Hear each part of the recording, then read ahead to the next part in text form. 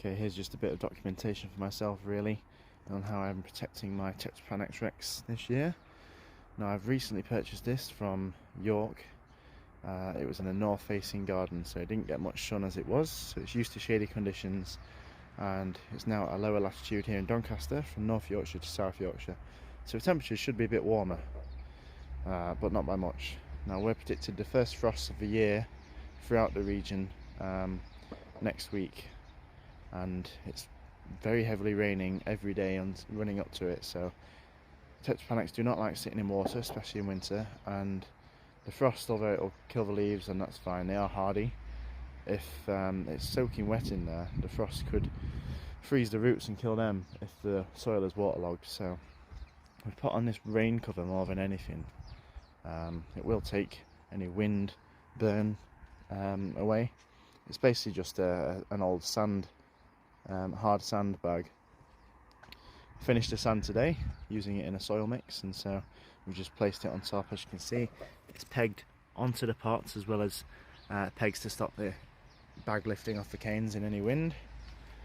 Got more pegs down here pegging it to the pots, and obviously it's a transparent material, so the light's going to be able to get in perfectly fine, so it should actually even act as a little bit of a greenhouse. If this was a large specimen in the ground, he'd be completely fine, and I wouldn't protect him, but just because it's brand new, it's the first frost it's going to experience in my care, and it's been just incredibly wet, I don't want the roots to freeze through. So here we go. This is how we're protecting the Tetrapanax. As you can see, got a big hole here for air ventilation. I'm not too bothered about the frost, you know, there's holes in the bag here and there. It's just more about keeping the water off it before the frosts come, because the leaves and the stem, they'll be fine in frost. It's just if the roots are really wet, then that's just a no-go. So nice little cover for him, Tetrapanax Rex in Doncaster, UK.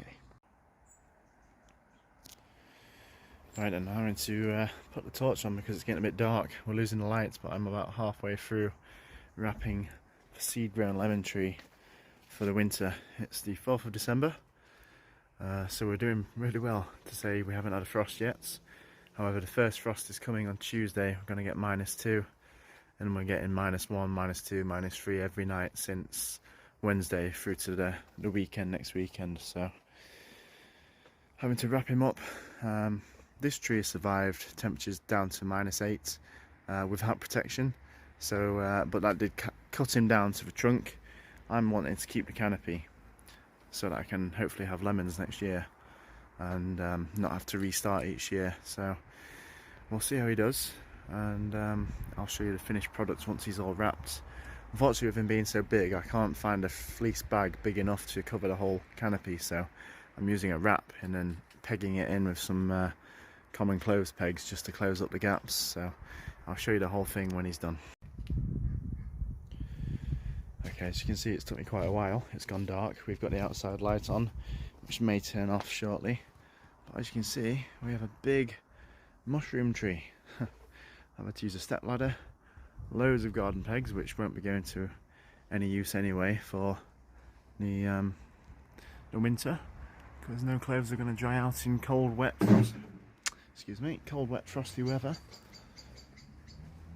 So we may as well put them to good use here. As you can see, we've completely wrapped the whole canopy with the fleece, which you can see the leaves through it, so it will allow light in there. Again, it's not completely airtight, but anywhere I found where the kind of fleece connected, I've rolled it up and pegged it together just to ensure that there's no kind of air coming through. However, there is obviously a gap here at the bottom which will allow air circulation, as well as it's a porous material anyway, so there's going to be good air circulation, but it should just keep the frost off of the canopy, the leaves, which is usually the main kind of killer with this tree each year. We've had some very mild winters in recent years. 2018 we had the beast from the east, 2017 to 18 where we had a lot of snow and prolonged cold temperatures down to about -6, -8, so that took him down to the trunk. I think I'm going to leave this on him for the frosty weather that's to come. If it warms up again, we may take it off, but if it's prolonged, we may just keep it on for the foreseeable future for a couple of months and he'll be fine. The trunk's completely hardy. It's taken -8. I reckon it'll probably take down to -10 at least for trunk. The roots are fine. We've mulched it with leaves in there. So this is how we protect our seed grown lemon tree in South Yorkshire, UK. I'm really starting to regret not showing you this in the daylight and doing it earlier, but oh well. This is the final plant we're protecting today. Also, I've already shown you the Tetrapanax, which is just under a rain cover. The lemon tree, which is in a similar fleece to this. We've got some smaller fleece bags, so I have wrapped up my Cycas Revoluta, which I cannot even see through this, so to show you, I'm going to have to put him inside. There he is. Beautiful Cycas Revoluta.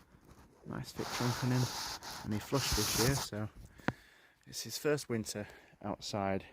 He usually spends it in a greenhouse, and so I just want to give him a little bit of frost protection because the frosts are coming in the coming weeks. So Cycas Revoluta are fairly hardy and they do very well in microclimates in the south of England, but this isn't a microclimate, it's quite a wind-swept garden in the north of England. So like I say, it's its first one without a greenhouse, so we've wrapped him up because I do not want to lose that beautiful foliage that we've been treated with this year. So yeah, Cycas Revoluta wrapped up for the winter.